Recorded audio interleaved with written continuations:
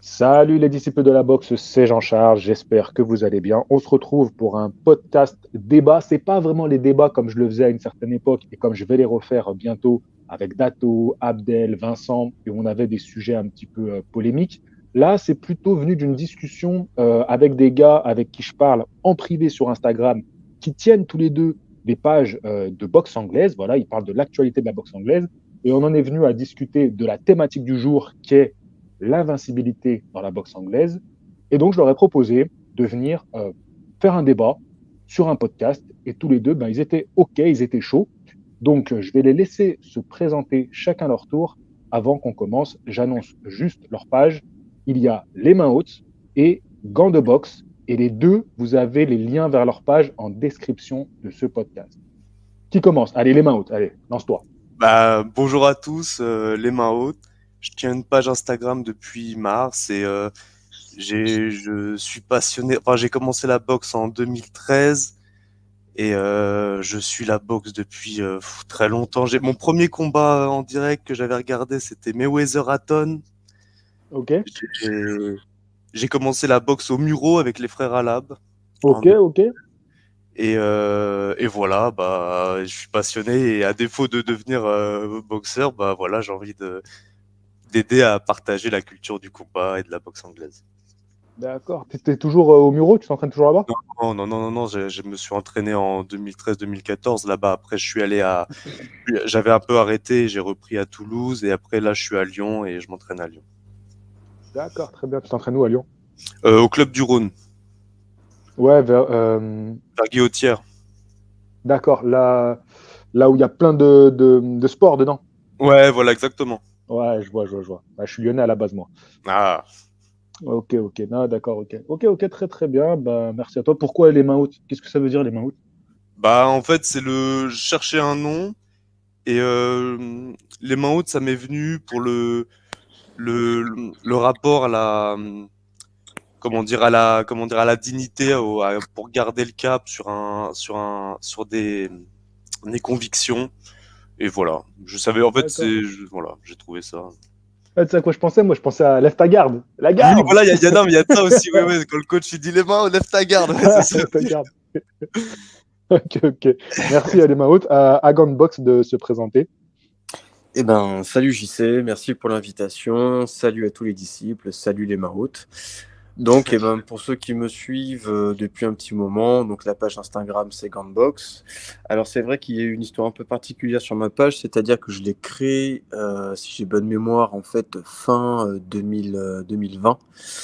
Et Ok. j'avais fait un premier run sur Instagram. Suite à une situation un peu personnelle, j'ai lâché, voire même supprimé ma page. Et du coup, la boxe m'a tellement manqué que j'étais obligé de faire un comeback. Voilà, comeback le plus attendu de l'année, mieux que Tyson Fury. Et du coup, voilà, j'ai recréé ma page, il me semble, il y a peut-être un an. Je me suis remis activement il y a un an. Voilà. Gunbox, et ben, tout simplement parce que lorsque j'ai créé ma page Instagram, je voulais un truc, je voulais pas un blaze. Au début, j'ai cherché un blaze un peu en anglais. Et vu que le cœur de ma page, c'est vraiment, entre guillemets, la traduction, je me suis dit non, il faut que je trouve un blaze en français. Je voulais un truc rapide, facilement identifiable. Et j'ai remarqué que simplement le fait de s'appeler Gantbox, personne l'avait. Et puis histoire que ce soit un peu fun, voilà, le 2, le chiffre 2 qui remplace le 2. Voilà. Ok, ok, très bien. Bah, c'est cool, les gars. Merci pour la petite présentation. Maintenant, comment vous en êtes venu à cette. Je sais que c'est une discussion entre vous sur les invaincus. Si je ne me trompe pas, je ne sais plus qui m'en a parlé entre vous à la base et après j'ai proposé de vous réunir. Comment vous en êtes venu à discuter de ça, justement?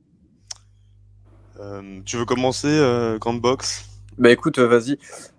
C'est vrai que ces derniers temps, il y a tout un sujet qui revient souvent. Moi, j'en parle, toi, t'en parles, JC t'en parle. C'est un truc qui revient. C'est cette histoire de comparaison entre boxe et UFC où on voit effectivement qu'il y a une dynamique qui s'opère au niveau du MMA et qui serait peut-être au détriment un peu de la boxe.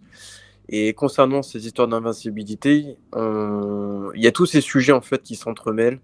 Et celui-ci est venu parce qu'on se rend compte qu'en fait, il y a trop de combats qui ne se font pas outre le boxing business, il y a aussi cette histoire voilà, des boxeurs qui veulent absolument garder leur zéro et on voit que c'est un argument marketing qui revient souvent dans les discussions, les journalistes, etc.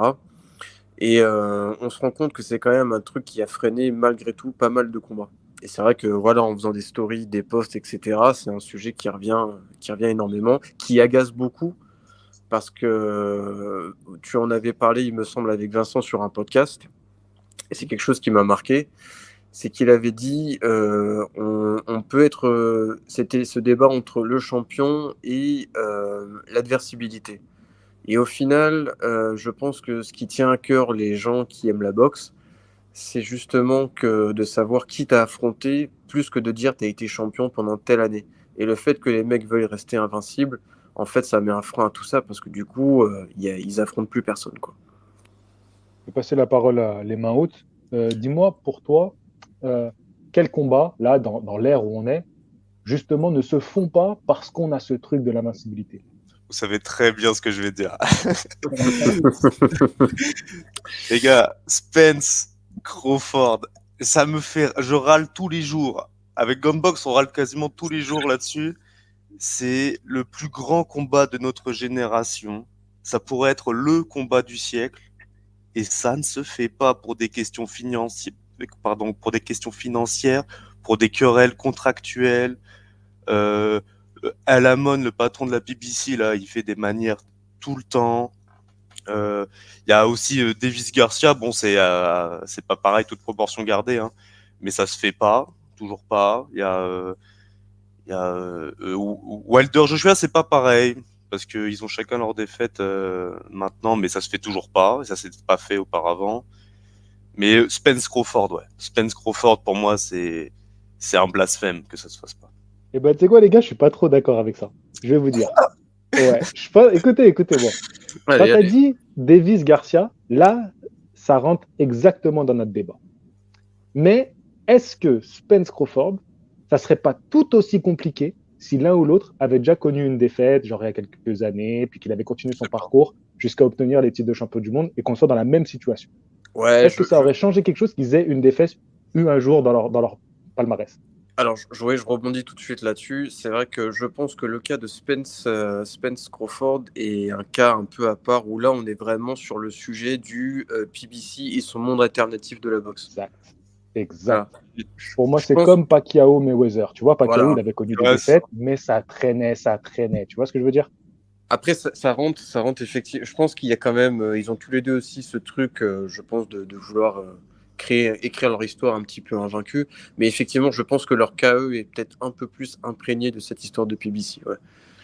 pour le coup, je pense que si l'un des deux avait déjà une défaite, au niveau des contrats, des négociations pour les bourses, ça aurait été plus compréhensible que l'un soit beaucoup moins bien payé que l'autre et ils auraient peut-être fait moins de chichi. Enfin, moi, je pense que là, le statut d'invaincu des deux, bah, ils veulent tous les deux avoir 50%, enfin tous les deux être à égalité, tout ça. Enfin, du moins Crawford et Spence, bah, c'est plus compliqué de son côté. Ça complique les négociations. Ouais, je suis d'accord Ouais, avec voilà. toi. Donc bah après peut-être, hein, mais moi je pense que vraiment leur zéro défaite, c'est un frein vraiment. C'est compliqué. Je pense D'accord. que, enfin voilà. C'est vrai qu'on n'a pas toujours les tenants et les aboutissants des coulisses, en fait, lorsqu'ils essayent de monter les combats. Mais connaissant l'état, la mentalité des Américains, pour leur taper un peu dessus, je pense ouais, qu'effectivement, ça doit rentrer en jeu en plus de cette histoire de High Lemon et PBC, comme pour Gervonta. Je pense que Gervonta, c'est aussi un peu le même cas. Il y a en même temps le fait que Gervonta, il écrit son histoire en parallèle avec PBC, et en même temps ce truc de... En plus, bah, lui, il était sous la protection de Mayweather, donc là, on est vraiment dans le métaverse de ça, quoi.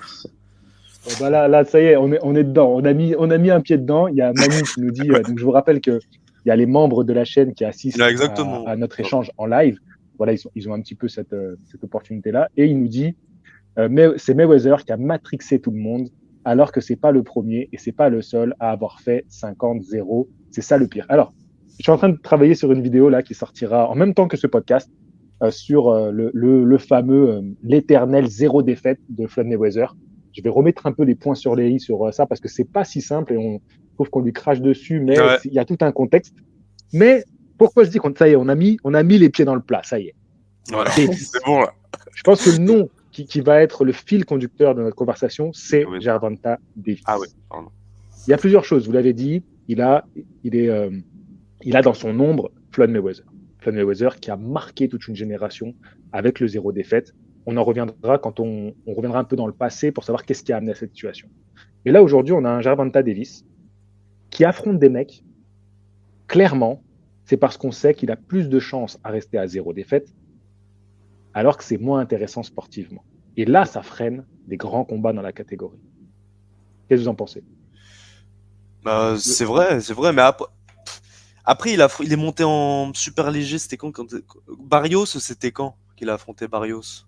L'année dernière C'était l'année dernière? ou en début d'année, je sais plus, j'ai un doute. C'était chez les super légers qu'il l'a Ouais. boxé. Ouais.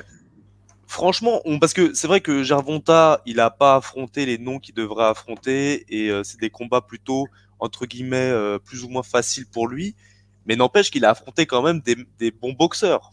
Au final, il a pas affronté que des manches comme souvent on le laisse entendre. Après bon, c'est vrai que c'est pas les combats qu'on attend, mais Gervonta Davis, c'est un mec, c'est du talent à l'état pur et qui risque de s'émousser avec le temps effectivement s'il continue en fait à rester dans ce confort Mayweather-esque si je peux dire. Et Gervonta Davis, ouais non c'est bref, je sais pas trop. On va laisser Gunbox réagir. Après, j'aurai une question pour toi après. Gunbox, vas-y, je te laisse réagir. Sur Gervonta, il y a deux choses. Alors la première, j'ai fait mes petites recherches. Pour le moment, il n'y a pas encore la confirmation, mais il me semble avoir vu passer 2-3 informations qui allaient dans le sens qu'il voudrait se séparer de la team Mayweather. Ouais. Donc, dans cette optique-là, on pourrait éventuellement être plus optimiste pour l'avenir. Pour le moment, j'ai rien posté parce que j'ai pas l'info et elle n'est pas officielle. Pas sûr. Voilà. Et la deuxième chose concernant Davis, j'ai perdu le fil de ce que je voulais dire. Bah, écoute, si tu veux prendre le temps d'y réfléchir, j'ai une question vas-y, je te laisse rebondir. Vas-y. Tu parles de son combat contre Barrios, il monte en super léger, le prendre et tout. Mais concrètement, pourquoi il est allé affronter Barrios alors qu'à la base, il est détenteur des titres léger super plume, hein, parce qu'il vient de faire son combat contre Santa Cruz. Pourquoi il va chercher Barrios en super léger? C'est manigance managériale. C'est juste des histoires de, je sais pas, je pense que il veut chercher une fausse ceinture, enfin c'était pour une ceinture secondaire, je sais plus. Ouais, c'est une ceinture. C'était World. C'est pour s'inventer un statut de champion dans plusieurs catégories, voilà, pour la legacy, l'héritage comme ils disent. Oui, voilà. Après bon, c'est pas effectivement, c'est pas comme s'il allait boxer chez Court Stevenson en super plume à l'époque là, mais bon. Ouais, ça y est, j'ai retrouvé le fil de ma pensée. Ce que je voulais dire, la deuxième chose par rapport à Gervonta, c'est qu'au final, en fait, Gervonta, moi, le problème que j'ai avec lui, c'est que est-ce que dans quelques années, dans peut-être 10 ans, quand il sera à la retraite, etc., est-ce que ce se souviendra de lui, hormis le fait que là, on a le nez dedans, on se dit oui, c'est le meilleur puncher chez les légers, etc. Oui, d'accord, mais tout ça, ça reste du virtuel par rapport à la catégorie en elle-même, au final. Et est-ce qu'il n'est pas été chercher Barrios au moment où la catégorie, je sais plus exactement quand le combat s'est passé, mais là, depuis de toute façon fin 2020, chez les légers, ça n'arrête pas de bouger. Le statut d'undisputed, il passe de main en main. Et tout le monde attend justement le super choc avec Gervonta qui, lui, continue justement à aller chercher d'autres mecs ici et là et on se demande ce qu'il fout, quoi. Oui, pardon, vas-y. T'as pas tort. Attends, juste, j'essaie de garder un petit peu la ligne. Hein. Quand je reviens sur la question que je t'ai posée par rapport à Barrios, ça rentre totalement dans notre discussion. Regarde, c'est un titre. Tu vas chercher un titre. Le titre WBA World des super légers. Donc, tu peux dire que tu as eu 3 titres dans ta carrière, alors que concrètement, tu n'en as eu qu'un. Mais tu peux dire ça. Au public, ça passe. Tu prends un invaincu. Tu fais un vaincu contre un vaincu. Donc, c'est stylé. Pour le public, ça fait une belle affiche. Et t'évites Une période qui est compliquée chez les légers parce que tu as Lopez, Loma qui sont en négociation. Tu vois, c'est compliqué. Tous les titres sont pris. Donc, tu vas pas te lancer dans des négociations avec des boxeurs où tu sais que ça va prendre des plombes et que tu vas sûrement y perdre beaucoup d'argent. Tu prends une voie parallèle et c'est nickel. C'est parfait pour toi, tu vois. Et là, vous me dites, alors je vais vous lancer sur ça. Vous me dites, ouais, il va quitter Mayweather. Mais Mayweather, il a fait de lui une star. Il faut savoir qu'aux États-Unis, la star, c'est Gervonta Davis. Ouais, Ouais, La c'est ce que tu star. avais dit avec. Il s'occupe de lui Ouais. depuis très longtemps, hein, depuis qu'il est tout petit, il l'a pris sous son aile. Et il lui a amené un parcours où il fait des grandes affiches, contre des noms, entre guillemets, en tout cas, ça remplit des salles, et il se fait énormément d'argent. Pour l'image, peut-être qu'il va dire oui, je m'émancipe un petit peu, mais ce qu'il lui a rapporté concrètement, un parcours plutôt facile, des titres et beaucoup d'argent. Pourquoi tu quitterais ça? Alors là-dessus, je suis d'accord, mais justement, quand tu disais, il a pour le public, c'est très vendeur. Mais alors du coup, de quel public on parle? Est-ce qu'on parle du public général ou est-ce qu'on parle du public qui aime la américain. boxe? Voilà. Est-ce que les Américains, toi qui as été aux États-Unis, qui a peut-être vu un petit peu le hype que pouvait avoir Gervonta Davis, est-ce que c'est vraiment des gens qui sont mordus de boxe ou est-ce que ce sont des gens qui regardent la boxe comme nous on peut regarder le foot? Tu vois ce que je veux dire? Est-ce que c'est vraiment parce que la boxe est culturelle ou est-ce que c'est parce que c'est des mecs qui sont vraiment à fond dans la boxe et pour eux il n'y a pas de débat, Gervonta, quoi qu'il fasse, c'est un crack. Alors, je vais te répondre en te disant qu'il faut qu'on capte la culture des Américains. Et là, on va revenir à l'influence de Floyd Mayweather. Gervonta Davis, il faut qu'il touche qui? Il faut qu'il touche un public qui va payer pour le regarder boxer, qui va payer soit en venant lors du combat, soit en regardant du pay-per-view. Le public français, le public du monde, ils s'en foutent. Ils veulent des gens qui payent pour regarder l'événement. C'est ça qu'ils cherchent. Et Ouais. Floyd Mayweather, il a fonctionné comme ça à la fin de sa carrière, et ça a fait de lui le gars hyper fortuné qu'il est aujourd'hui. Ouais, ouais. Ouais, c'est l'héritage de Floyd Mayweather, tout ça. Après, ouais, moi, sur le plan personnel, je sais pas si c'est la culture européenne qui fait ça, mais pour en revenir à la question que tu posais, pourquoi ils quitteraient tout ça? C'est sûr que sur le plan pécunier, surtout quand on sait à quel point c'est difficile le métier de boxeur, notamment pour nos Français, évidemment que tu lâcherais pas ça. Souvent que les boxeurs viennent de milieux assez difficiles. Maintenant, dans l'histoire du noblard, et c'est pour ça qu'on a ce débat qui revient souvent, c'est qu'en fait, au niveau de ce qu'ils vont laisser, est-ce qu'il n'y a pas quand même toute une génération de boxeurs où on se dira oui, les mecs se sont fait beaucoup d'argent, les mecs ont été des superstars, mais on sera passé à côté de trop de combats, quoi. Et au final, on était vraiment dans une espèce d'ère où c'est l'argent qui dominait plus que le sport en lui-même. À l'époque où vraiment la boxe, quand elle est dans les années 30, 40, 50, 60, c'était vraiment un sport d'homme, un sport d'opposition, plus que le business. Je suis d'accord avec toi, mais du coup, on en revient à de quoi notre débat, c'est s'il va vers ces challenges pour marquer son histoire, il risque de perdre son zéro défaite. Ouais, mais il gagnera du respect en échange. Parce que s'il reste là, de toute façon, là l'avenir nous le dira, comme on dit, c'est que là, dans les années qui vont suivre, si Gervonta, en fait, ça dépend du choix de Gervonta. S'il reste avec dans la famille de la PBC de Mayweather, bah écoute, comme tu dis, Gunbox dans 10 ans, bah on dira Gervonta c'était un bon boxeur, mais il a pas fait les combats. Alors que même s'il chope une ou deux défaites en se battant contre Shekur, Haney, Loma ou je sais pas qui, bah au moins il aura le mérite d'y être allé et on se dira bah, franchement dans les années 2020 bah, on a eu le droit à des combats poids légers incroyables quoi. Et voilà c'est le plus important. Par exemple juste je fais un petit parallèle les années 80 avec les 4 fantastiques Duran il a battu uniquement Léonard hein. Et encore aujourd'hui on parle de lui comme l'un des meilleurs de tous les temps Ouais, et bah alors, dans la génération de cette. Non, en fait, dans la génération des 4 Fantastiques, oui, oui voilà il a battu que Léonard. Mais après, Duran, c'est une carrière avant et une carrière après. oui bien Où du sûr coup, là, tu n'es plus contre ces noms-là, mais tu es contre d'autres noms. Si tu regardes l'ensemble de sa carrière, c'est pour ça qu'il est dans les meilleurs de tous les temps, c'est parce qu'il faut regarder l'ensemble. C'est comme Manny Pacquiao, si tu regardes qu'une période, par exemple, il a affronté les Barrera, tout ça, mais Pacquiao, c'est tout. Tu vois, il a affronté plein de combattants à travers les âges. évidemment mais après par exemple, Pacquiao, quand il s'est pris le gros KO là, contre Marquez, là, le quatrième combat, on s'est pas dit, bon, on a eu un peu peur quand même, hein. Mais au final, quand il est revenu, On s'est dit voilà, enfin voilà, on passe à autre chose. C'est une défaite, c'est pas la fin de tour. Wilder, tout le monde a les 2 défaites face à Fury.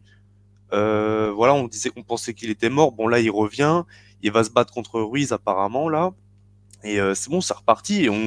Et il a chopé beaucoup de popularité Wilder après avoir montré tout le cœur, tout ce cœur là contre Fury lors des 2 combats, enfin du troisième notamment. En fait, Il a, Ouais, là, je suis ouais. d'accord. Wilder est un bon exemple. Wilder est un bon exemple, même si du coup, ça a duré des plombes dans la boxe business. Et pour moi, ce qui a un peu chamboulé le boxing business chez les lourds, ça a été Andy Ruiz Joshua. qui bat Joshua. Donc justement, cette défaite a été positive dans le monde de la boxe poids lourd. Mais je veux revenir au cas des légers, parce que je pense que on a vraiment un exemple hyper intéressant avec Gervonta Davis. Tout à l'heure, vous avez parlé de gagner le respect. Dans des années, on parlera de qui on parlera dans cette génération. Mais alors, je suis d'accord, dans des années. Mais là, on est aujourd'hui, on est en 2022. Et où tu situes le respect dans les négociations, tu vois, dans le marché aujourd'hui? Parce que regarde, Gervonta Davis, je vous ai parlé c'est une star.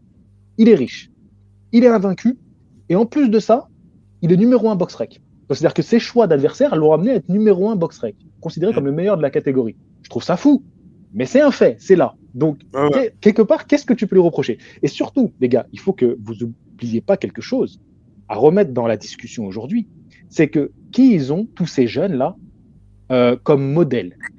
Lomachenko. Et Lomachenko, il a pris des risques pour la prospérité, il s'est fait battre, et depuis, regardez sa hype comme elle est redescendue.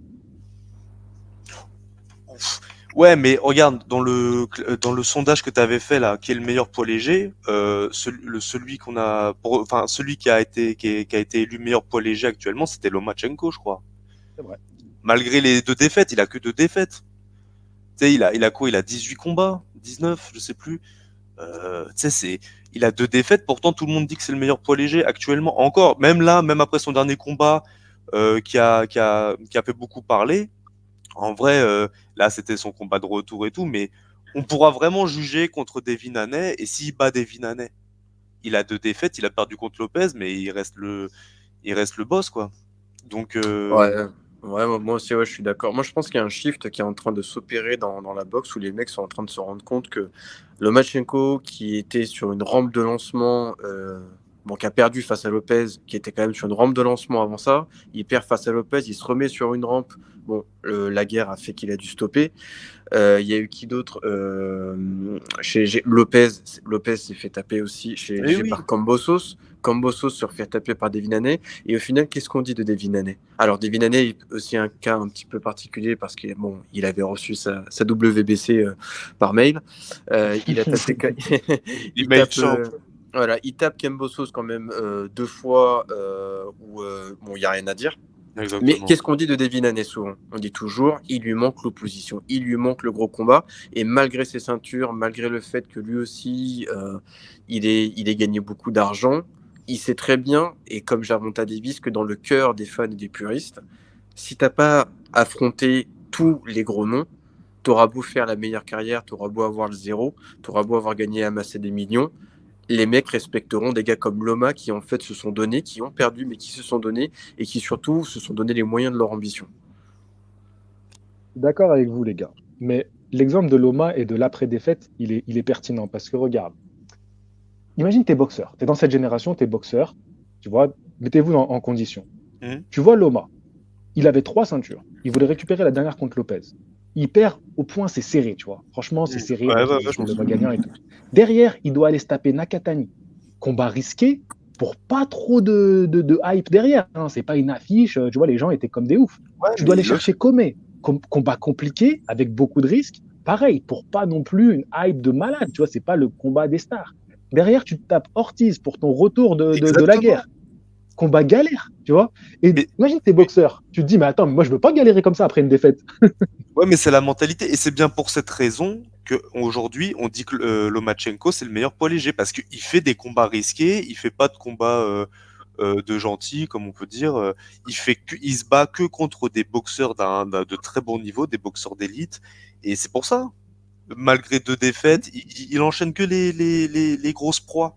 Donc forcément, c'est pas pareil que Gervonta, même si je l'aime beaucoup, hein, j'adore Gervonta, hein, mais même s'il a pas affronté autant de nas qu'on dit, selon moi, il a clairement pas affronté des adversaires du niveau de Lomachenko.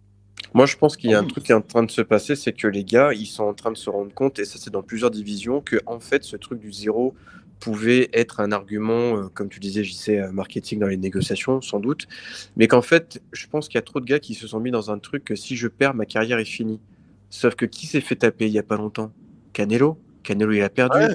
Fury, Wilder, pardon, s'est fait taper 2 fois contre Fury. Joshua s'est fait taper 2 fois contre Usyk, 1 fois contre Ruiz, et pourtant les mecs ils reviennent, pourtant les mecs ils sont là et Mais ils oui, arrivent à refaire des trucs. Caleb Plant, il est revenu. Caleb Plant est en train de revenir, même si c'est pas non, ce sera pas le boxeur du siècle, on va pas se mentir. Wow, moi j'aime Mais beaucoup. mais je pense que effectivement il y a un truc qui fait que les mecs peuvent se rendre compte que ils peuvent continuer à boxer, ils peuvent continuer à être des stars même s'ils ont une défaite. Regarde, et surtout que excuse-moi, mais cette aura d'invincibilité n'a de sens justement que si on a affronté des vrais adversaires. Regardez, là récemment, la Bivol Ramirez. Ramirez, il avait 44 combats, 44 victoires. C'est 0 défaite, le mec. Et il s'est tapé Bivol, il est allé à l'école, le gars. CM2. Donc, c'est, pour moi, en fait, voilà, défaite ou non, faut affronter, pour être respecté, pour être considéré comme incontesté, même si on a 2-3 défaites. Ali, Tyson, ils ont des défaites. Sugar Ray Robinson, il a des défaites. Mike Tyson, les défaites qu'il prend à la fin Ah oui, voilà. Hein. sont violentes. Donc, voilà, donc pour moi, les Alors, les gars, défaites, c'est. Ouais, vas-y. je vais relancer un peu le truc parce que vous êtes parti sur un très bon exemple aussi. Canelo. Canelo, pour moi, c'est un exemple idéal parce que c'est le bon compromis entre le boxeur qui veut marquer l'histoire de son sport en allant chercher des défis et le boxeur qui est aussi dans le calcul. Et pour vous, comment ça peut s'expliquer ça que Canelo, plus que les autres, il peut avoir cette position-là? Il avait déjà une défaite contre Mayweather, déjà. Ok. Et puis, Canelo, c'était quand même le visage de la boxe. Donc, et puis il prend des risques. Il va au charbon. Bon, on le critique, il y a beaucoup de choses à reprocher à Canelo. Mais franchement, il prend des risques. Franchement, c'est le mec, actuellement, c'est peut-être le seul mec avec Usyk et Loma qui va vraiment au charbon, prendre des risques, il va chercher les titres, il se met en danger, et s'il perd, bah bon, il râle comme un Mexicain, mais au moins, il fait le combat, et voilà, après il enchaîne. Il a boxé qui dernièrement, j'ai oublié là. Ben, Bivol. Oui, Golovkin. Golovkin, j'avais oublié, j'avais oublié tellement. Euh, il a fait Golovkin, et là, je suis Ouais, mais super. Golovkin, c'est Ah un oui, peu un mais- calcul. Ah oui, bah c'est calcul, mais bien sûr, ah, ça va, c'est le business. Bivol, selon eux, Bivol, c'était quand même le plus accessible. Pourquoi ils Ouais, vont chercher Bivol? et bah ouais, parce qu'il y avait Beterbiev en face ou Joe Smith à l'époque. Ah, je Et pense que Canelo, il est aussi dans le côté, le côté qu'on appelle ça. grandiose. Ouais. Ouais, chaud. Ouais, moi, je viens d'unifier les ceintures chez les super moyens. Je suis capable d'aller prendre le mec de la catégorie du dessus et de le taper. Je pense que des fois, Canelo voit un peu grand. Il y a, là, on dépasse un peu l'extra sportif pour rentrer un peu dans. Enfin, le sportif, je veux dire, pour rentrer dans le côté un peu chaud, quoi. Le côté, je peux faire des trucs que personne ne fait. Je pense que Après, c'est c'est pas l'étape. une mauvaise chose. C'est pas une Non, non, mauvaise non, chose. mais je pense que voilà, c'est l'étape suivante où on fait du toujours plus. Mayweather, c'était je prends n'importe qui, je resterai invaincu, même des gars du MMA. Et Canelo, c'est ouais, moi je vais monter un jour jusque chez les lourds pour aller taper les mecs. Ouais, il voulait En taper, fait, on est il dans la parlait de taper surenchère. Usyk. Et là, c'était un peu exagéré quand même. Et regarde, Mayweather, tu vois, Mayweather, on le critique, on dit, mais regarde, il a affronté tout le monde, lui. Franchement, il a affronté tout le monde. Il a affronté Cotto, Mosley, Hatton. C'est le premier à avoir battu Hatton. 43-0 Hatton à l'époque. Hein.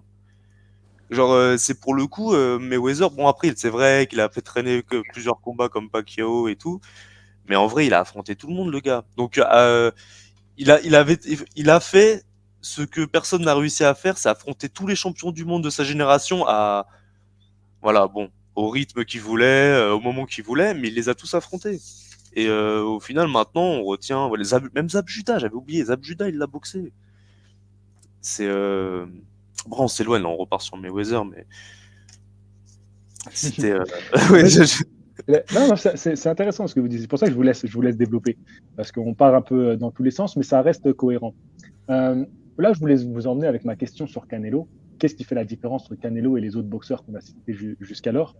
C'est une chose que vous n'êtes pas encore allé dessus jusqu'à maintenant, parce que là, vous parlez que de l'esprit du boxeur. Qu'est-ce que le boxeur il veut? Est-ce qu'il veut rester juste invaincu ou est-ce qu'il veut marquer son temps? Mais est-ce que le boxeur, finalement, il a tous les pouvoirs?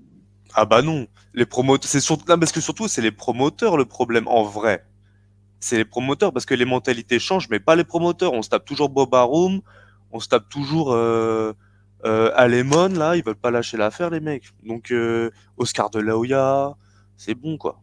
C'est les promoteurs le vrai problème. C'est eux qui veulent, qui ont les boxeurs, c'est elles, s'ils veulent faire des thunes. C'est un problème sans nom. C'est un problème sans nom. Ce qui est quand même aussi paradoxal, c'est que Bob Arum vient quand même d'une génération où les mecs, justement, on va dire à l'ancienne, ils se tapaient, ils cherchaient l'adversité. Et aujourd'hui, il y a le paradigme du zéro défaite. Mais j'ai l'impression quand même que les boxeurs de chez Top Rank, enfin, ou en tout cas chez Top Rank, ils ont quand même plus la volonté de faire des belles affiches, des belles soirées avec des belles cartes, plutôt que d'être dans ce truc du on a un vivier de champions qui sont tous invaincus et malgré tout, on va les faire, on va pas les faire se combattre parce que nous, tous nos boxeurs, en fait, ils ont zéro défaite. Là Mais où voilà, par contre, les PBC, effectivement, vu que Mayweather est issu de ça et qu'il y a tout ce business, et ben là, les boxeurs de chez PBC, c'est vraiment, je trouve, un argument qui revient plus au final. Ouais. Et C'est vrai, je alors suis chez d'accord. DAZN, Top Rank, on ouais, pourrait les comparer presque un peu à l'UFC dans leur état d'esprit. ouais, complètement. Ouais. Mm. mm, Je trouve que Top On Rank, va ils sont rester sur le vraiment. pouvoir des promoteurs, les gars. On va rester Ouais. sur le pouvoir des ouais, promoteurs parce que là où je voulais en venir avec Canelo, je reviens dessus. Hein, je lâche pas mon idée. C'est que Canelo, vous avez parlé, c'est vrai qu'il a eu cette défaite, c'est vrai qu'il a été un tournant pour lui, mais au-delà du fait que cette prise de risque que j'entends de votre part, même si je pense que Canelo n'avait absolument pas envie de retrouver la défaite bien sûr que après non. Floyd, je pense que ce qu'il a le plus appris, c'est à devenir un boxeur promoteur, promoteur de sa propre carrière. Un peu comme l'était justement Floyd Mayweather. Floyd Mayweather, il avait tellement d'influence, au-delà du simple boxeur qu'il était, dans le monde de la boxe, que c'est lui qui gérait où tendait sa carrière. Et regardez aujourd'hui ce qu'il fait. C'est la preuve que dans le boxing business, le mec, c'est un génie. Même dans le business tout court, on pourrait faire des cours pour parler de la carrière de Floyd Mayweather. Et je pense que Canelo, aujourd'hui, dans les boxeurs actuels, heureusement qu'il a cet esprit de grandeur, parce que sinon, il pourrait très bien cadenasser sa carrière. Et on va lui dire quoi?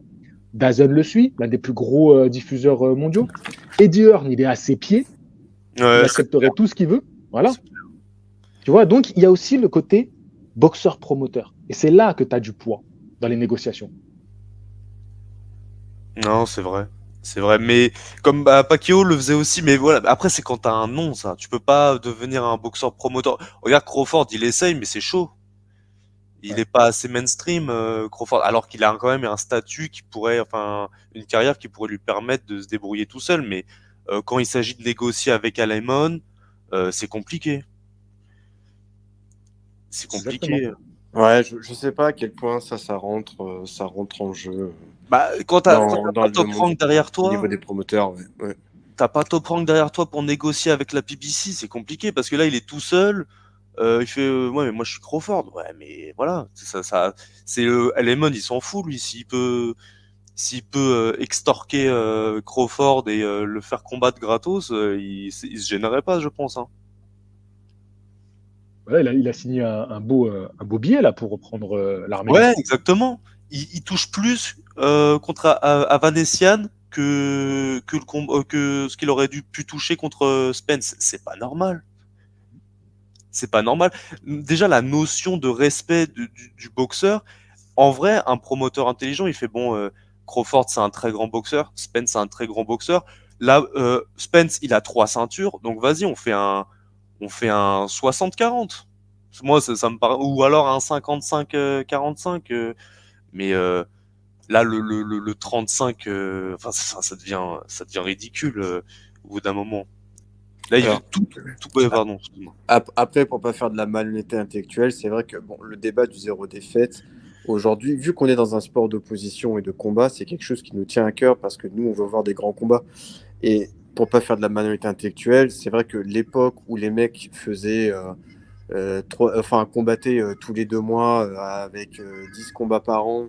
On n'est plus dans la même époque non plus. Donc, C'est je vrai. peux comprendre qu'aujourd'hui, les mecs, ils sont plus là à vouloir se tartiner toute l'année sur un ring pour ne C'est pas avoir l'assurance d'être à l'abri financièrement derrière. Donc, aujourd'hui, il y a énormément de choses qui rentrent en ligne de compte c'est vrai, ouais. dans une carrière de boxeur, effectivement. Il ne faut pas non plus se voiler la face par rapport à ça. Ouais, je vais vous relancer un peu, si vous voulez bien.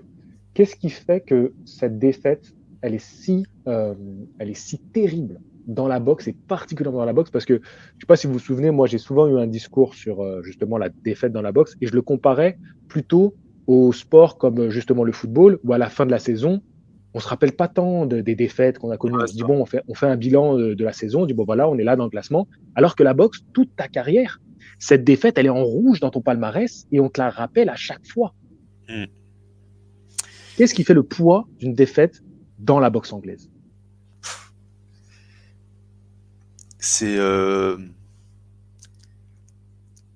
poids d'une défaite dans la boxe anglaise. Bah écoute, en fait, c'est pas qu'il y a tant, c'est juste la mentalité que qui qui nous pousse en fait à nous dire que ouais, quand un boxeur perd, bah c'est bon, poubelle. Alors c'est bon, il est nul en fait, on s'est trompé sur lui, c'est pas le monstre invincible qu'il prétendait être, mais en fait c'est au final les gars, c'est des humains. Tu regardes Wilder, c'était le dévoreur de monde avant, hein. 10 défenses de titre à la WBC, il tue tout le monde. Euh, il voulait un mort à son palmarès, c'était un monstre le gars. Il se fait battre par Fury, et maintenant, tu vois, on se rend compte que c'est un humain. Après sa victoire contre Elenius, il dit ouais, vous savez pas ce qu'on risque et tout ça. C'est juste l'image en fait. J'ai l'impression qu'en fait, contrairement au MMA, Regarde ce que dit les... Malik. Qu'est-ce que tu en penses de ce que dit Malik? Est-ce déjà, qu'on perd de la valeur quand on a une ah défaite? oui, on perd une Oui, valeur c'est pas marketing, bien faux. sûr. C'est pas faux. Ouais. Ah On ouais, perd une valeur effectivement. marketing, bien sûr. Mais après, c'est aux yeux des promoteurs. Mais regarde, Wilder Joshua, moi je signe direct, hein. Malgré leurs deux défaites chacun, enfin 3 défaites pour Joshua et les défaites de Wilder, moi je signe direct. Parce qu'ils ont perdu Tu tous les vois, deux. pour répondre à la Oui, question, oui, c'est vrai. tu vois, pour répondre à la question, moi, il y a deux choses pardon, qui me Pas viennent de en tête. souci. La première, c'est la défaite de Canelo, la première contre Mayweather. Canelo, l'après-défaite de Mayweather, elle est encore plus extraordinaire que ce qu'il faisait avant. Ouais. Ça lui a servi. Et le deuxième exemple, j'ai perdu. Lomachenko contre Lopez. Lomachenko qui est sur le toit du monde, il se fait battre par Lopez à cause de sa blessure. Les gens sont d'accord ou pas d'accord, c'était un fait quand même. Et ça n'empêche pas, comme tu disais tout à l'heure, les Mahout, d'être considéré comme l'un des meilleurs. Ce que je veux dire par là, c'est que pour moi, il y a quand même une option de rédemption dans la défaite qui est quand même bien plus belle que un ensemble de victoires sans panache. Ouais. Parce qu'au final, perdre un combat, quand on est invaincu, on perd un combat, on perd d'un côté, on perd une valeur marketing, mais les gens vont quand même payer pour voir si on est toujours au rendez-vous, si le mec, comment il va réagir à la défaite, son prochain combat. Il y a quand même ce délire comme tu dis, de rédemption où Wilder, on était tous là, on était tous curieux de voir ce que ça allait donner après Fury. Voilà, en fait, ça dépend si la meilleure tu te fais battre. Tu te fais battre au point sur un combat extrêmement serré, Oui, les gens voilà. ne peuvent rien dire. Après, c'est sûr que si tu te fais mettre KO de la manière la plus sale possible, ça devient plus compliqué. Mais bon, c'est juste en MMA, il y a pas ce problème, par exemple, parce que les mecs, ils s'affrontent tous. Quand tu fais partie du top 5, tu vas te taper tous les mecs du top 5. Il y a pas d'échappatoire. En boxe, tu peux être dans le top 5 et n'affronter aucun top 5. Et je Regarde, trouve que les poids légers, c'est l'exemple parfait, quoi. bah oui, c'est ça. Et je trouve que c'est même pire en MMA parce il y a vraiment la soumission. Quand tu te fais Ah ouais, soumettre, c'est c'est chaud. vraiment que tu as perdu, je trouve, de la manière la plus humiliante possible. Là où en boxe anglaise, il y a malgré tout le courage d'être sur le ring, tu commences debout, tu peux finir à terre. mais il y a vraiment une opposition qui est encore pas la même, quoi. Déjà, rien que ça, à chaque fois, c'est un paramètre que les gens oublient souvent, c'est que les gars montent quand même sur le ring quoi qu'il arrive. Mais bon, on est un peu trop idéaliste, je pense, par moment aussi. Oui, Je vais revenir je vais revenir à l'esprit du promoteur parce que tout à l'heure on parlait, voilà, le boxeur, même si, admettons, il veut marquer son histoire, il se dit, vas-y, moi je prends des risques, je veux les meilleurs. Mais pour un promoteur, lui, dans 10 ans, qu'on parle de lui ou non, qu'est-ce qu'il s'en fout? Lui, il veut faire le ouais, maximum d'argent maintenant. Donc, exactement. pourquoi il pousserait son boxeur à aller vers des risques? Tu vois, par exemple, Eddie Hearn avec Joshua. Voilà, qu'on aime ou pas Joshua, c'est pas la question. Mais c'est quand même, Eddie Hearn, tu as bien vu qu'il était vert quand, quand il y a eu Ah, il était Andy deg. Ruiz. Et Il qu'il était- fallait vite organiser la revanche pour récupérer les ceintures absolument, parce qu'il y avait les pubs avec Hugo Boss qui arrivaient, donc quand même c'est important. Voilà. Il n'y a pas eu de troisième Et, combat. ouais, ouais, et puis après, derrière, Usyk, c'était compliqué quand même. Hein. Il était dur C'était d'avaler la défaite. Ah non, c'est ça. Mais oui, c'est ça, c'est le promoteur, lui, il veut faire son bif, il veut avoir sa carte maîtresse qu'il active pour avoir beaucoup de millions. Mais là, tu vois, Eddie Hearn, ça lui a fait un Canelo plus Joshua, ça lui a fait un coup derrière la tête. Hein. Il a du mal dormir quelques jours. J'étais d'accord avec le commentaire de Nadia là, qui disait Ouais, qu'effectivement, avant, le respect qu'on mettait sur un boxeur invaincu, c'était par rapport à son opposition et l'invincibilité est une conséquence des choix de carrière. euh, Là où aujourd'hui, l'invincibilité est l'instrument qui permet de monter les carrières. On est vraiment dans un changement d'optique. Alors oui, pour le promoteur, mais les promoteurs ont toujours cherché à faire de l'argent. Et je trouve que c'était même pire avant, puisque les boxeurs étaient vraiment à la merci totale de leurs promoteurs et de leur bon vouloir. Et tous les grands boxeurs, tous les anciens se sont fait escroquer de manière complètement ahurissante. non, c'est vrai. Mais c'est pour ça que les promoteurs, ils choisissent des combats, des adversaires. Des fois, hein, regarde Ryan Garcia. Franchement, il boxe que des mecs inactifs depuis 3 ans, à la retraite ou pas assez bien classés. Et après, il dit ouais, j'avantage la somme, Annège la somme, Chécourt la somme. Bon, je sais pas s'il a dit pour Chécourt, mais c'est euh, c'est les promoteurs, voilà, et comme tu dis, j'y sais, hein, eux, leur but, c'est de faire de l'argent. Ils veulent pas rester dans l'histoire. Et donc, du coup, bah, ils choisissent, comment dire, des adversaires simples pour leurs boxeurs pour continuer à faire des sous. Mais au final, c'est peut-être les promoteurs qui ont trop de pouvoir, le souci. Je sais pas. Il y a un commentaire qui est assez intéressant et on peut l'analyser de différentes manières. Donc voilà, c'est Baptiste qui nous dit si on a déjà un nom, c'est plus simple de gérer une défaite. Alors que si tu galères à monter, personne ne voudra te proposer quelques combats intéressants après une défaite. Alors, il a raison, mais il y a aussi le truc de bah, si tu as eu des défaites et qu'après tu t'es amélioré, si les gens se fient que à ta fiche, ils vont dire bon, allez, on le fait venir, ça sera peut-être un combat facile pour notre boxeur. Et Exactement. puis Ouais. tu peux créer la surprise, tu vois. Mais on va rester sur sa première partie qui est assez intéressante. Plus facile de gérer la suite de ta carrière si tu es un nom. On peut penser bah, à Joshua, aujourd'hui, qu'il a on attend son retour. Voilà, c'est vrai que c'est important. On va voir comment et dans quelles conditions il va revenir. Tony Oka, dans quelles conditions il va revenir. Tout à l'heure, on citait l'exemple de Wilder. Son retour était quand même attendu. On avait envie de le voir revenir après ces combats. Non, c'est vrai. Bah regarde, à contrario, Billy Joe Saunders, il a perdu, Mhm. plus de nouvelles, Ouais, plus de ouais. nouvelles. Après, ce qu'on savait pas trop aussi au niveau des séquelles, c'est ça aussi le problème de la boxe, c'est Ouais, que oui, les c'est vrai. séquelles, on ne Ouais, sait non, pas trop ce que ça avait laissé. Non, mais c'est vrai. c'est vrai que oui, effectivement, tout à l'heure, enfin depuis tout à l'heure, quand on parle des boxeurs qui se sont fait taper et qui reviennent, on n'a que les superstars, on n'a que le haut du Mhm. panier. Donc effectivement, c'est sans doute plus facile malgré tout pour eux de rebondir et de refaire des combats parce qu'on sait qu'ils ont le potentiel, parce que c'est l'élite de la boxe, donc on sait qu'ils ont le potentiel en fait de revenir, de refaire des choses extraordinaires. Là où effectivement les boxeurs de milieu de tableau ou voire de fin de tableau, bon, plus ils vont accumuler des défaites et plus on va leur dire de partir, quoi. Enfin d'arrêter parce que effectivement il y aura pas d'argent à se faire avec eux, quoi, tout simplement. Ouais. Ouais, c'est ça, c'est juste Joshua, même après ses défaites, il va revenir, il y aura des millions à la clé, dans tous les cas. C'est vrai que quand il y a un boxeur a un grand nom, bon, une défaite, ça pique, mais il y a toujours moyen de revenir en faisant quelques combats pour briller et après redisputer les combats d'élite et tout ça. Mhm. Justement, on va essayer d'aller un peu vers la conclusion, parce que ça fait déjà un petit moment qu'on est ensemble. Bon, on se rend bien compte que c'est compliqué de gérer, voilà, la carrière d'un boxeur, qu'on soit boxeur ou qu'on soit promoteur de boxe, que forcément on veut protéger le plus longtemps possible, ben, sa poule aux œufs d'or, hein, parce que voilà, si on a un boxeur qui fonctionne bien, s'il prend une défaite, voilà, c'est vraiment pénible. Et mais est-ce que vous ne pensez pas que vu ce qui s'est passé là, on a parlé quand même de défaites de gros noms de la boxe.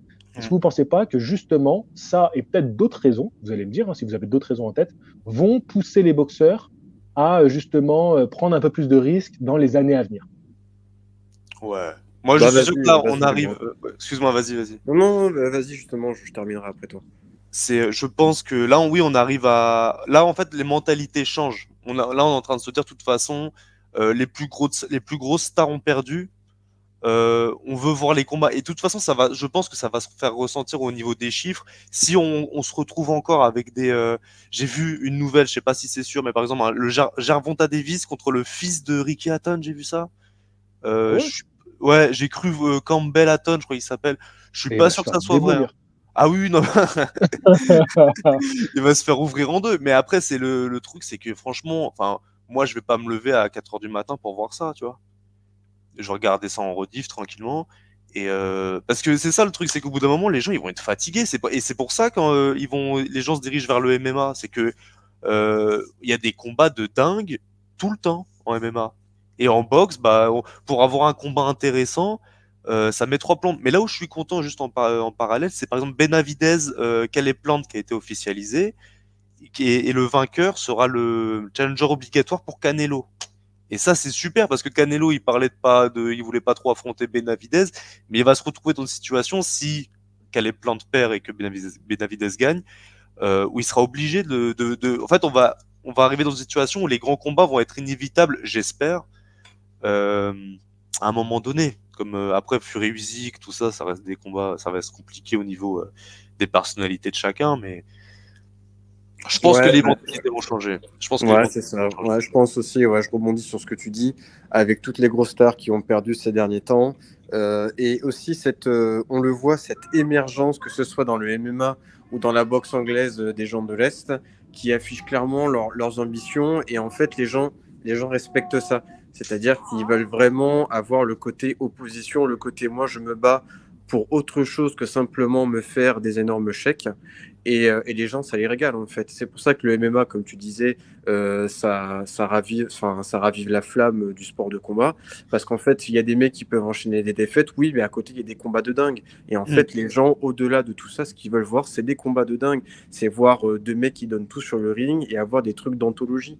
Et les boxeurs, je pense qu'ils se rendent compte qu'ils ont plus à gagner là-dedans que, que Ouais. simplement voilà, esquiver, garder à tout prix leur zéro défaite. Les gars, quand vous parlez Ouais, de pardon. MMA, on est d'accord, quand vous parlez de MMA, vous parlez de l'UFC. Non, et même UFC et même en général, que ce soit, il y a des combats, genre le top 5 ou le top 10. Quand on entre dans le top 10 en MMA, va falloir se taper tout le top 10, sauf quelques exceptions près. Mais quasiment quand c'est la guerre, faut vraiment entasser les corps pour arriver à la ceinture.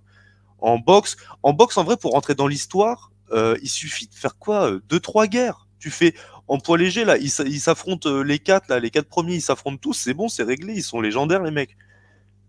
Donc, il suffit de pas tant que ça, hein. Mais bon, Ouais, c'est c'est après, vrai, je suis voilà, d'accord avec toi. il y a les sous après.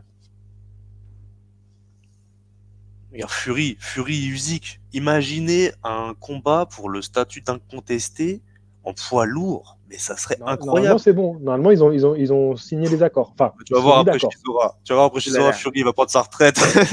On a une exclue là, on a une exclue. Non, mais c'est vrai que Non, j'ai fait, tu vois, par exemple là-dessus, j'ai fait une story troll hier soir où j'ai dit, vous allez voir que vu que la WC a ordonné Ruiz Wilder, qu'on va se taper Fury Wilder 4 et qu'on va Ouais, avoir putain, ça je l'unification. le sens venir, Mais ouais. en vérité, je dis ça, mais j'espère vraiment pas. J'espère vraiment pas. Ah oui, bah moi non plus. En tout cas, au moins, en fait, ça me dérange pas. En vrai, je m'en fous. Je veux juste Fury Usyk après Chisora. C'est tout ce que je veux. Après, vas-y, qu'ils fassent ce qu'ils veulent, je m'en fous, quoi. Mais au moins qu'on ait Fury Usyk. après, la WBC, ils annoncent ça pour donner un peu du sens à leur combat. Tu vois, Ouais. c'est toujours pareil. En fait, il faut savoir à qui tu t'adresses quand tu dis ça. Tu t'adresses au grand public pour dire, ah bah regardez, c'est une finale WBC. Mais la boxe n'a jamais vraiment fonctionné comme ça. Oui, il y a toujours un autre Il mec n'y a qui jamais arrive, qui a aucune plus d'argent. garantie. Voilà, Duopa, il a tapé Linus, c'était censé être une finale de WBC pour avoir une revanche contre Wilder. Il l'a jamais eu, tu vois. Je veux Ouais, dire, c'est clair. à un moment donné, c'est bien beau, ils nous disent ça, souvent ils ordonnent. Ça serait trop beau que ça se fasse à chaque fois, tu vois, dans la boxe. Mais Là, c'est c'est pour plus ça pour donner un peu du que sens aux affiches. Après, si Fury peut faire le combat d'unification contre Usyk, comme c'est Frank Warren qui l'a annoncé, donc le Ouais, en promoteur février ou mars, là. de Fury. Voilà, c'est ça, février-mars. Donc c'est quand même voilà Frank Warren qui l'annonce. La WBC, c'est aussi dans leur intérêt d'aller vers un combat d'unification. Tu vois, ça ferait briller la ceinture. Donc tu vois, il y a ce qu'ils disent pour que ça continue, parce que voilà, c'est aussi un business, c'est aussi une fédé. Il y a des gens qui travaillent. Donc, voilà, on va faire tel combat pour aller vers le titre. Mais si le champion ne peut aller affronter et faire un événement mondial dans le sport, il n'y a pas de raison qu'ils se mettent contre ça. Tu vois. Ouais, mais tu vois, par exemple, Fury Usyk, je pense que Frank Warren, enfin, en tout cas, s'il y a bien un boxeur qui se fait pas prendre de coups de pression par un promoteur, c'est Fury. Fury, si, rien que parce que tu vois, par esprit de contradiction, Fury, je suis sûr, il peut dire, bah non, finalement, non. Tu vois, genre juste parce qu'il a dit, ah ouais, t'as décidé que j'allais me battre contre Usyk en février-mars, bah finalement, je prends ma retraite, tant pis, je suis plus de tous les temps, c'est moi le meilleur, patati patata. de Et toute voilà. façon, la règle se confirme, hein. Moins on entend parler de négociations et de futures affiches sur les réseaux, et plus elles ont de chances de se faire. Ouais. Bizarrement, Fury Usyk, là, ça fait un moment qu'on n'en entend plus du tout parler. Et ben, écoute, on va partir du principe que puisqu'on en parle plus, ça veut dire qu'en coulisses, c'est peut-être en train de se monter, que ça va se faire. Là où il y a quelques mois, la Fury, il prenait la terre entière. Ouais, ouais, ouais. C'est, mais bon, après moi, tu vois, le problème principal du statut d'invaincu, tout ça, pour moi, ça reste le combat Spence Crawford. Après, chez les poids légers, en fait, on va voir si en 2023, on n'a pas au moins deux, trois combats du top 5 en poids léger. Pour moi, c'est vas-y, on ne les aura jamais, quoi. Ou alors on les aura quand ils auront tous 35 ans, les mecs. Mais euh, mais finalement, en fait, ça va être décisif là. Les 2 prochaines années, elles vont être décisives pour savoir si on se dirige dans la bonne direction. Après, il y a aussi un truc qui se fait de plus en plus, j'ai remarqué, en parallèle avec cette histoire d'invincibilité que les boxeurs sont en train de perdre petit à petit, c'est aussi qu'il y a de plus en plus de combats d'unification. Je ne sais pas si ce sont les fédés qui se sont rendus compte qu'en fait, ce qui permettait aussi de faire des grandes affiches, là où avant c'était compliqué à mettre en place, c'est d'avoir de plus en plus de mecs qui arrivent et qui prennent les 4 ceintures, quoi. Là, Inoue va bientôt faire son combat d'unification. Ouais. Usyk l'a fait chez les cruisers, il aimerait le faire chez les poids lourds, ça s'est encore jamais fait. Canelo, Carmel Charlot, on a Jermell eu cette année. Charlo. Mal Non, Charlot, ouais. voilà, donc je pense que tout ça, il y a un truc qui est en train de se passer dans la boxe qui ravive un peu le truc parce que le problème, c'est que ça stagnait trop. Ça stagnait trop et en voyant, je pense que, voilà, je sais pas si le MMA est responsable de ça ou pas, mais en voyant que chez le MMA, on se pose pas de questions, les mecs, ils arrivent, double ceinture, champion et compagnie, comme tu dis, il faut affronter le top 5, top 10 constamment. Peut-être qu'en boxe, ils se sont dit, pour qu'on recrée la dynamique, il faut peut-être aussi qu'on laisse les mecs voilà, collectionner les ceintures, s'affronter. Ben, dans l'eau, il y a un peu de casse, forcément. Et moi, je trouve que là, en ce moment, on est un peu là-dedans et ça fait du bien, quand même. Ouais. Pour, Bah, le statut d'invaincu, d'incontesté, les 4 ceintures, c'est le nouvel aboutissement à la mode en fait. C'est maintenant, en fait, les boxeurs, ils se disent ouais, j'ai une ceinture, mais maintenant, faut que je les chope toutes. Ce qui avait été génial avec Canelo, c'est en mode Thanos, le mec, il allait chercher toutes les ceintures une par une. Enfin, c'est pour ça que le gars, il a été aussi, enfin, c'était incroyable ce run là en super moyen quand il a fait Callum Smith, Billy Joe et Caleb Plant. Moi, j'étais comme un dingue devant ça. Mhm. J'avais, c'est le nouvel aboutissement, et c'est ça, c'est peut-être ça justement qui va nous sauver de cette galère du statut d'invaincu plutôt factice la plupart du temps, quoi. Les gars, je voulais finir avec une question toute simple à vous poser. C'était de savoir quel était le combat d'invaincu que vous espérez le plus. Mais finalement, j'ai changé la question et je vais plutôt vous poser quel est pour vous le boxeur avec le statut d'invaincu qui, selon vous, n'a pas encore prouvé qu'il méritait vraiment ce statut et ce qu'on en fait aujourd'hui. Malgré les titres, malgré tout, un boxeur qui est invaincu, on en a fait une star, il est champion ou pas. Et pour vous, non, il lui manque encore deux, trois combats Ouais. références. oh ben, facile, hein. Vas-y, dis. Pour moi, Devin Haney, hein. Moi, c'est pas Et... pour moi, j'aurais plus penché vers Gervonta, tu vois. Parce que Ben, j'hésitais entre les deux, mais pour moi, Devin Haney, pour le moment, encore plus que son statut d'invaincu, et pour moi, il me manque encore son combat de référence pour asseoir son statut de champion tu fais le incontesté. et là, on parle d'un champion qui a toutes les ceintures avec Devin Haney. Ouais, Voilà. c'est clair. C'est marrant, hein. Et ça relance un autre débat, c'est peut-on être incontesté sans être, entre guillemets, méritant? On veut pas se relancer parce qu'on est reparti pour une heure, mais effectivement, oui, moi je dirais Devin Haney.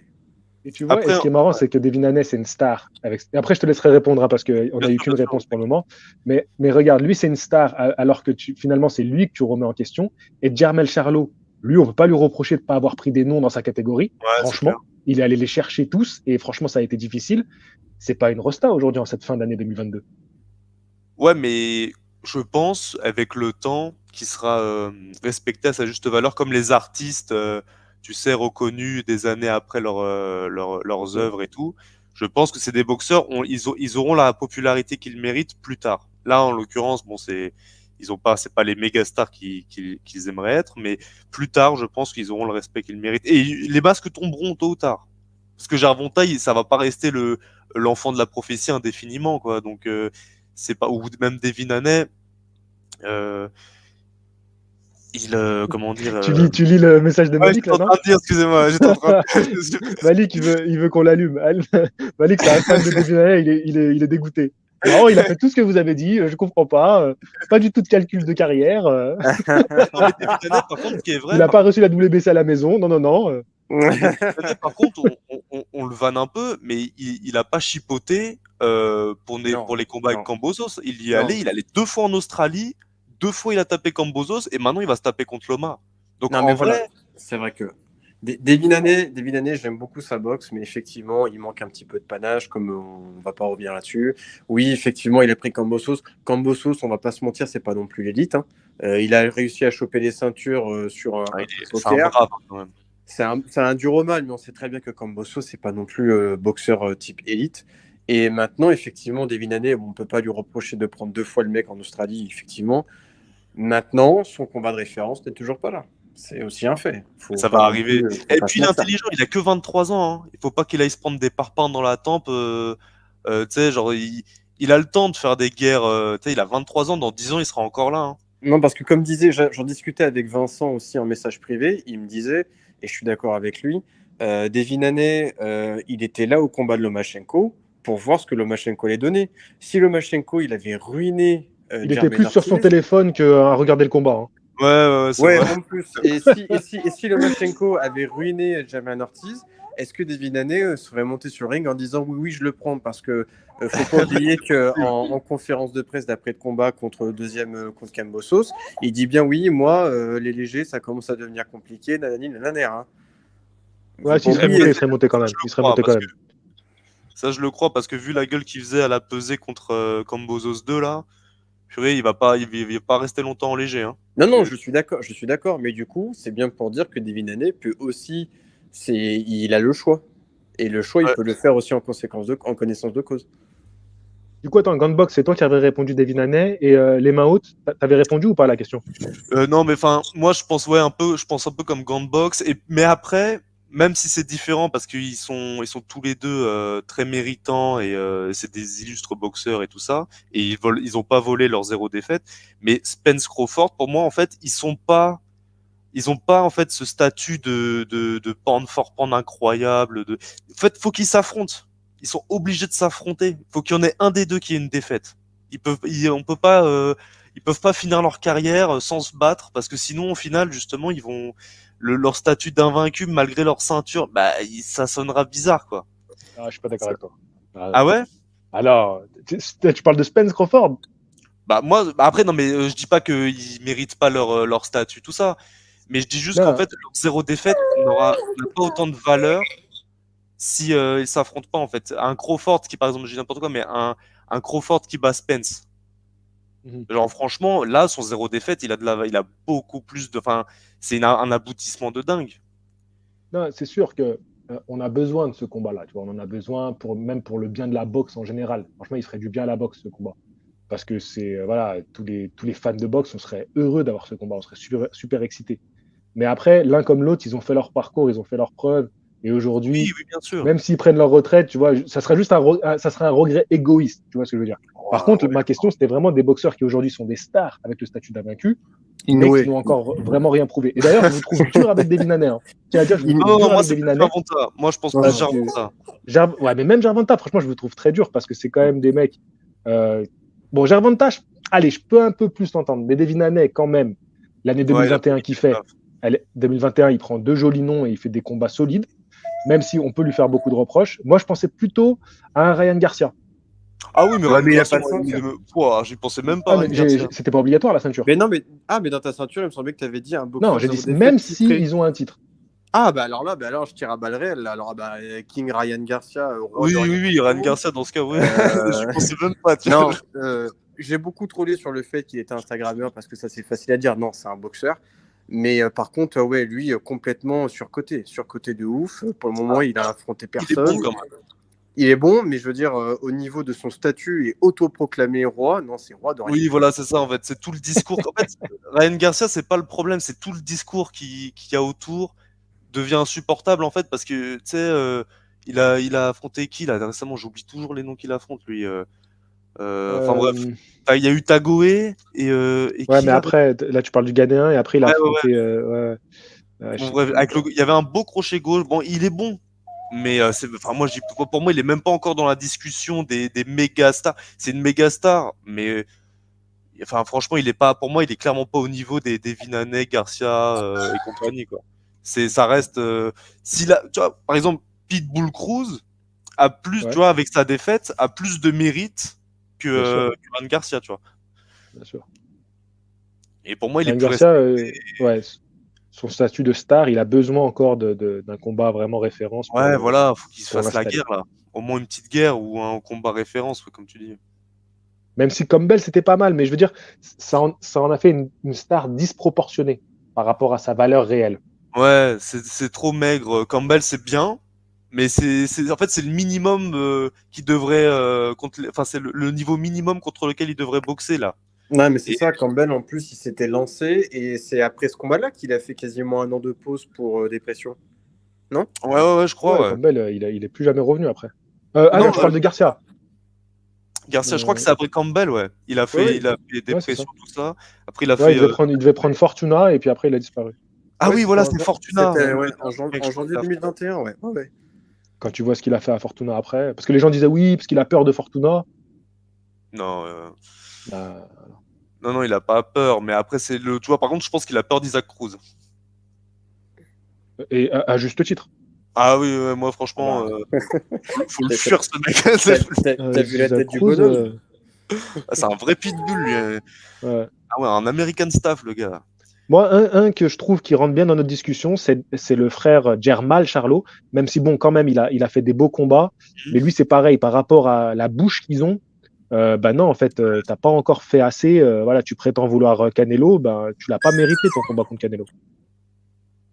Non, c'est vrai. Ah Jermal. oui, oui, clairement, là, il va pas boxer Canelo, lui. C'est comme Canelo, il avait dit, genre, ils veulent tous me boxer, mais affrontez-vous pour savoir qui va m'affronter. Affrontez-vous, et après, le gagnant, il me boxe. Et En tout cas, un trait commun qui se retrouve, c'est que tous ces mecs-là qu'on dit qu'ils sont pas très méritants, c'est des Américains, bizarrement. ouais, mais Ouais, c'est c'est parce que vrai. ils veulent tous être des stars à la Mayweather. C'est la culture, tu sais, genre les grosses voitures, les chaînes, les beaux vêtements. On se fait filmer quand on fait les pattes d'ours. Voilà, mais tu regardes les mecs d'Asie, les mecs de l'Est, les boxeurs européens, ils se foutent sur la gueule, les gars, tu vois. Mhm. Genre, ouais, Ouais, je suis d'accord. c'est vrai que c'est souvent les Américains, tiens. Culturel. Et toi, JC, c'est qui le boxeur pour toi invaincu qui mérite pas ce Euh, statut? Moi, c'est Bivol, hein, pas ouf. Genre, Inoue, il est surcoté. Il a Inoue, insulté il a rien personne, il fait prouvé. 50. et nous, il a rien fait, mec. Inoue, j'ai quand même fait une vidéo pour lui reprocher d'avoir évité les chocolatitos, tout ça à une certaine C'est vrai. époque. Hein. Non, mais c'est Ah, vrai. c'est possible. C'est possible. Ouais, mais non, bah, moi, c'était Garcia. C'est pour ça que je vous ai amené sur Garcia, parce que pour moi, il fait partie de ces stars de la boxe actuelle où bah, voilà, on met beaucoup en avant le statut d'invincibilité, alors que, ouais, garçon, par Mais rapport à après, ta catégorie et ce qu'il y a, non. il a quel âge, Garcia? 23, 24 ans? Ouais, 24, il doit avoir. Et tu vois, mais c'est pas, tu vois, 24 ans, bon, même s'il a un melon énorme et qu'il parle beaucoup, tu vois, tu vois, c'est moins grave qu'un Gervonta Davis à 27 ou 28 ans, tu vois. Je trouve, selon moi. Parce qu'à 27-28 ans, Canelo, à 27-28 ans, où il boxait Golovkin. Ouais, mais sauf que j'en reviens à ce que je vous ai dit au début. Gervonta, il est quand même allé chercher 3 titres, que tu le veuilles ou non, qu'il soit des titres Oui, majeurs oui. ou non, 3 titres. Il est numéro 1 box-rec de sa catégorie et c'est une méga star aux États-Unis. Donc, Ouais. Mais moi Non, qui qu'est-ce que tu veux me. lui reprocher? ah, ouais, non, mais je Lui, il s'en comprends. fout. Tu peux dire ce que tu veux, il s'en fout. Oui, non, mais bien sûr, il s'en fout, lui, c'est clair. Non, mais quand Mais, tu vois les chiffres, en fait, tout est aligné. Donc bon, c'est un peu dur de, tu vois. ah oui, c'est sûr. Après, tu sais, quand il gagne des millions, il boxe des mecs à sa portée, pourquoi il changerait les choses? Mais Et puis des belles victoires, des gros il est KO, des belles victoires. exactement. Léo Santa Cruz, moi, ça m'a traumatisé, hein. Mais il suffit. En fait, je pense que même Gervonta le sait au fond de lui. Il sait que il a pas affronté les mecs qu'il doit affronter impérativement pour marquer l'histoire de son sport. Parce qu'un boxeur, même s'il perd une certaine valeur marketing après sa défaite, un boxeur qui livre les gros combats reste plus enrichissant pour son sport qu'un mec qui affronte des no-name toute sa vie et genre Ryan Garcia, s'il continue comme ça, bah personne ne se souviendra de lui dans 20 ans, hein. Ou même Gervonta, je pense qu'on se souviendra de lui, mais Ryan Garcia, je pense pas, quoi. Bon, en tout cas, s'il reste, enfin, s'il continue comme ça, effectivement, que sa carrière, elle décolle pas mieux. Ryan Garcia, oui, ça restera un talent gâché, même, je dirais. Ça restera un talent Après, c'est gâché. un peu tôt, je pense. 24 ans, c'est jeune. Je pense que, tu vois, genre, quand ils auront tous la trentaine, là, on pourra dire c'est mort, c'est pas mort, mais parce que, au bout d'un Ouais, mais il moment, faut qu'il passe la seconde alors. Là, il faut ouais, c'est vraiment qu'il clair. passe la Ah, bah seconde. ça. C'est marrant parce que tu dis talent gâché, parce que moi, au contraire, je trouve qu'il rentabilise bien le talent qu'il a, Ryan Garcia. Par exemple, tu vois, talent gâché, j'aurais plutôt dit un Jaron Ennis, qui n'a pas boxé cette année. Je crois Il a pas il a boxé fait cette un année, combat. Il a fait un combat, je crois, un round, c'est tout. Ah oui, Un oui, round ah cette oui, année. il a assommé Alors le mec. que, tu sais, normalement, prospect, c'est là où tu dois boxer. Où tu as Ortiz, Virgil Ortiz Jr., que j'adore, on n'entend plus parler. Pour moi, c'est eux des talents gâchés. C'est des mecs qui ont un potentiel extraordinaire. Tu vois, ils savent tout faire sur un ring, mais ils tardent à monter. Alors que Ryan Garcia, je trouve qu'il n'a pas tant de choses pour lui. Et le peu qu'il a, il l'a quand même super bien mis en avant. Oui, Ouais, mais ouais, il mais vend pas sur un bien, ring de boxe, je trouve. Non, mais bah, ses talents, je trouve que ses talents sur un ring, c'est surtout sa vitesse de bras et son ouais. punch. Et pour l'instant, bah, c'est avec ça qu'il gagne et c'est ça qu'il met en avant sur le ring. Tu vois. Donc, je trouve qu'il a Oui, plutôt bien oui, non. optimisé les talents qu'il avait. Tu vois. Mais Ouais, mais regarde, je trouve qu'il ouais. optimise encore plus son talent hors du ring, tu vois. Ah oui, mais ça, Ouais. lui, il a compris que l'un n'allait pas sans l'autre. En fait, il a compris que s'il voulait être une star, ça marchait comme ça. Mais pour moi, quand tu parles du terme talent gâché, pour moi, un talent gâché, c'est quand je vois un mec et je me dis, ah, lui, ça pourrait être le numéro 1, ils pourraient tous aller les défier. Tu vois, un Ortiz Junior, c'est un mec, on aurait pu espérer un jour un combat contre Terence Crawford. Après, je parlais surtout, voilà, talent gâché, si dans quelques années, comme tu dis, les mains hautes, quand on arrivera, quand ils auront la trentaine, si on voit que Ryan Garcia, il aura rien fait de plus, tu vois. Meilleur Adrien talent, Bonheur, Malik, il a raison. Ouais, ouais. Adrien meilleur Bonheur, talent talent gâché, gâché. je pense là, Malik. Il Autant a tout à l'heure, tapé il défendait Devin Haney, on a été obligé de le descendre, mais là, là, on peut On tous va, descendre Adrien on Bonheur. va te réanimer, Malik. mais bon, Mais regarde, par exemple, Spence, il voulait boxer Kisterman. Tu ouais. sais? Ils vont le faire, c'est sûr. Mais non, non, non, parce qu'apparemment, là, il Ah y non? a Virgil Ortiz Ouais. qui va boxer. Finalement, ça va être Golden Boy. Ils ont placé Virgil Ortiz pour boxer Ah, Kisterman. lourd. Ouais, Ah, Et ouais, ça, je crois qu'ils lourd. vont faire ça, et ouais. ouais, C'est parce ce que que ça se franchement, dit. Spencerman, on s'en fout, quoi. Enfin, franchement, moi j'aurais. Franchement, là, tu mets Jaron Ennis, quitte à pas ce que Crawford et Spence ils boxent pas, tu mets Jaron Ennis contre Spence, et après le gagnant, il boxe le gagnant d'Ortiz Thurman, pardon. Ça Ouais, serait Ortiz tellement Thurman, cool. j'aime bien. Ça, je suis content, là. Ouais. J'espère que ça va se faire. Après, voilà, ils disent des trucs, mais est-ce que voilà. Bon, attends, sinon, Shizora Fury, vous êtes content ou pas? Oh là là, m'en parle pas, putain. J'ai envie de pleurer dès que Tu es j'entends ça. obligé de commenter ou non?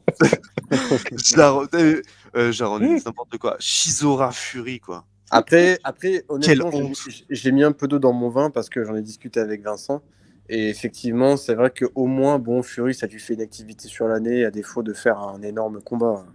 Mais non, mais Vincent, c'est un pro Fury. Faut pas l'écouter. Ouais, celui-là. c'est ça. Le truc, c'est que, tu sais, l'excuse, c'est ouais, mais les Anglais, ils sont contents comme ça. Mais tu vois, les Anglais, crois-moi, ils auraient été encore plus contents s'il y avait eu un Fury Joyce. Moi, Fury Joyce, Ouais, mais pour moi, c'est le combat des géants, tu vois, ça aurait été bien sûr. incroyable. Bien sûr. Qu'est-ce qu'on s'en fout de Shizora, les mecs? Shizora, mettez-le contre un. Non, mais c'est sûr que la trilogie, celle-ci, elle restera pas dans l'histoire. Oh là là. Fury Shizora, quoi. Le troisième. Le troisième, après 2 victoires de Fury, mais il n'y a aucun sens. Aucun. Ça n'a pas de sens. On va devoir se taper ça. Bon, je vais le regarder quand même, mais. Oh, mais je vais pas me lever. Hein. Non, mais c'est en plus en Angleterre, donc pas Ah besoin oui, de se lever, ah oui, encore ça- heureux. C'est vrai. Bon, ben, je le regarderai peut-être alors, ça fera l'occasion. Voilà. Mais franchement, Fury Shizora, j'ai envie de pleurer, je te jure, à chaque fois que je vois l'affiche. Ah putain. Ouais. Les gars, on va rester sur ces belles paroles. Je pense que c'était sympa comme échange. C'était un débat compliqué. J'ai hâte de voir les commentaires un peu qu'on va avoir Ouais, ça allait dans sous tous les ce sens. débat-là. Ça va être intéressant Ouais, de savoir un peu comment les gens se positionnent, ce qu'ils en pensent par rapport au statut d'invaincu, par rapport aux boxeurs invaincus qu'on a cités et qu'on a pas mal critiqué quand même aujourd'hui. Hein. Voilà, on n'avait pas hésité à être un peu critique avec certains. Non, je pense Donc que je vais j'attends perdre de des voir abonnés. les commentaires. N'hésitez pas à suivre Gongbox sur sa page Instagram et les Maotes sur sa page Instagram. Vous avez que Instagram ou vous avez d'autres médias, les gars? Pour l'instant, Ouais, j'ai que réseau. Instagram. Moi, j'avais entre guillemets ouvert une chaîne. Enfin, j'ai pas ouvert une chaîne YouTube. C'est que sur mon profil YouTube, j'avais posté la vidéo quand j'avais fait la traduction du pétage de plomb et de la conférence de presse du SIC. J'ai 21 abonnés, mais non, c'est Instagram. Ça reste Instagram. Ok, très bien, très bien, très bien. Bon, de toute façon, si jamais un jour vous étendez à d'autres réseaux, vous le direz sur vos pages Instagram. Donc, Bon. n'hésitez pas à aller On n'aimerait suivre pas ces casser gars. la concurrence. Allez-y, n'hésitez pas. Ouais, moi, j'encourage. J'ai toujours encouragé la concurrence. Moi. Ouais, merci Ils sont JC. presque tous passés chez moi. C'est vrai en plus. C'est vrai. C'est vrai en plus. Après, plus de nouvelles. Mais Non, en il n'y tout a cas, pas de merci souci. Moi, au JC pour contraire, je pense que l'invitation. plus il y aura du monde qui tienne des pages et qui parle boxe, c'est comme ça qu'on fait du bien à la boxe en France. C'est en Ouais. parlant de la boxe, tout simplement. Comme En tout tu cas, dis, bah, les écoute, loups de la boxe. Hein. Eh ben, merci en tout cas JC pour l'invitation. C'était super sympa de pouvoir échanger sur ces sujets-là et puis avec le poteau les Maoutes. Ouais, c'était super. Franchement, merci. C'était grave cool. J'ai passé un super moment. Et j'espère que ça a été clair. Que voilà, j'ai pas trop l'habitude de faire des podcasts, tout ça. Donc j'espère que c'était concis et voilà, c'était clair. C'était parfait. Parfait. Sujet compliqué. On s'est mis dans un bourbier un Oui. peu. Les gars, je vous dis à la prochaine. On attend vraiment avec impatience le retour de Adrian Bronner. Je vous dis à la Ah ouais. prochaine. Fighting! Fighting. À plus les gars. À plus, les gars.